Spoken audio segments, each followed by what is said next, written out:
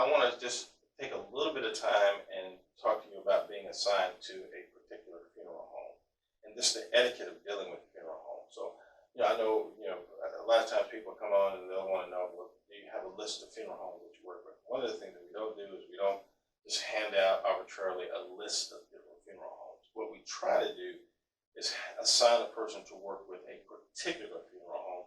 Hopefully it's going to be a funeral home that's in the general area where you live, because that's your stomping ground. And when you think in terms of when you actually write a pre-need funeral plan, that plan has to be signed off by the funeral home. And so, generally speaking, somebody's going to have to take that plan in to get signed off by the funeral home.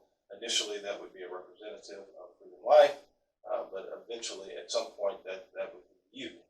But what we want to do is we want to make sure that we want to go before you, help establish that relationship on your behalf, to let them know that you're going to be coming in, and just kind of prep the ground a little bit for you. But it also gives us an opportunity to get to know you a little bit better, and to make sure, if you don't mind me being frank, that you're not crazy. That's the last thing we want is unruly people wanting to get to the funeral home. So let's think about this. When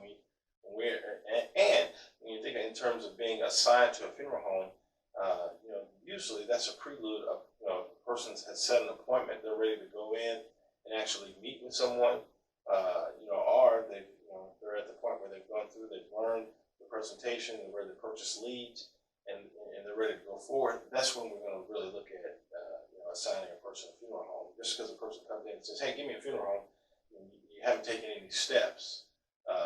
And one of the reasons why we do that is when you think in terms of funeral homes, one, you don't necessarily represent the funeral home. And when I say you don't necessarily represent it, because in a sense you do, from the standpoint of, if you're actually presenting, a pre-need for a particular funeral home, you are representing their brand. And so we don't want to be cavalier with how we are communicating about a person's brand. We don't want to be making up, statements that are untrue as it relates to what a company can or cannot do. So we don't do this. This is not, about being unethical.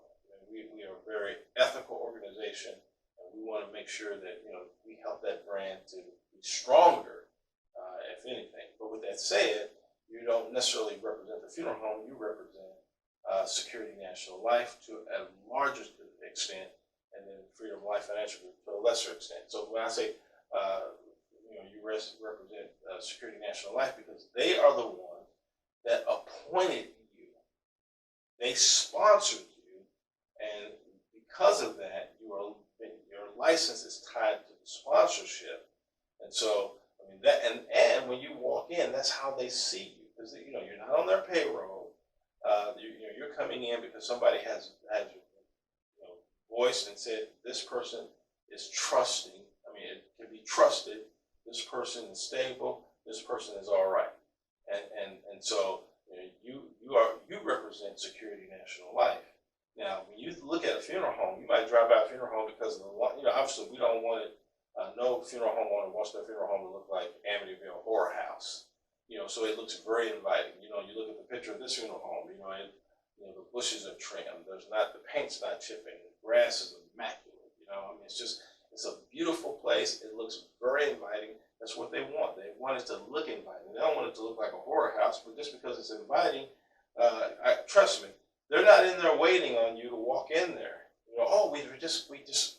We have nothing to do, and we are just waiting on you. Because generally, this is the only time you're going to see a funeral home like this is when it's closed.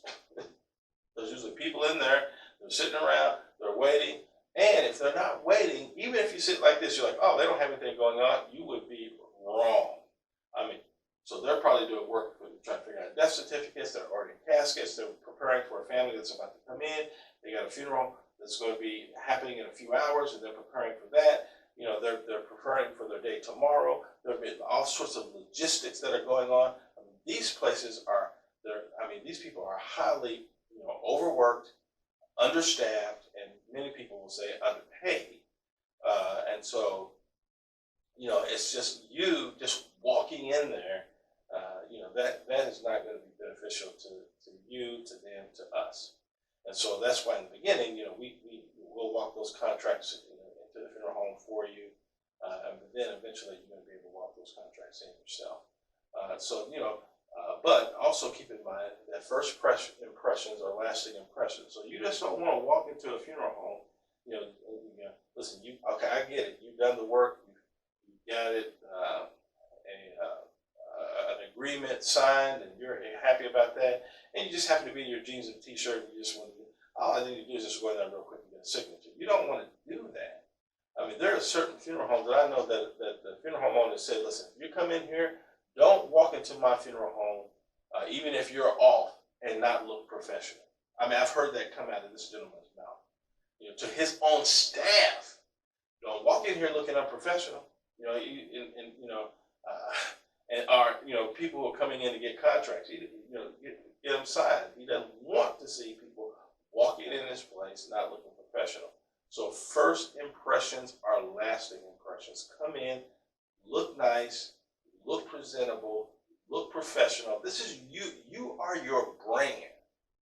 We're not talking about Keebler cookies or Pillsbury dough mix or Ford or Chrysler. You are the best brand that you have. You need to look professional. When you're out. Days of, I see people walk. Sometimes I see people walk. They're out. They're going to the store. They're out in pajama pants and they're got their house slippers on and their nightcap. The cap they put on the head. I'm just thinking, Lord, Lord, Lord, what the heck is what's going on there?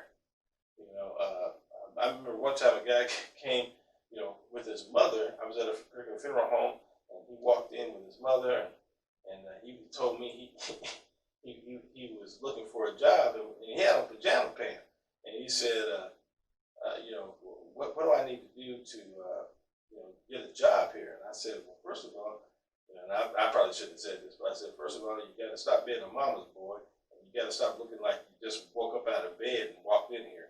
You're never going to get a job looking like that. So he kind of snickered a little bit, and maybe his mother didn't like what I said, but you got to look professional. I just encourage you to.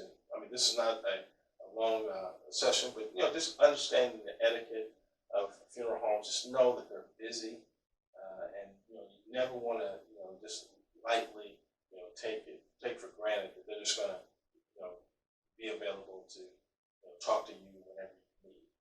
With that said, obviously we want to work to make sure that your agreements are signed off on, and obviously we're going to help to make that happen. So listen, appreciate your time on this, and I look forward to talking with you again soon.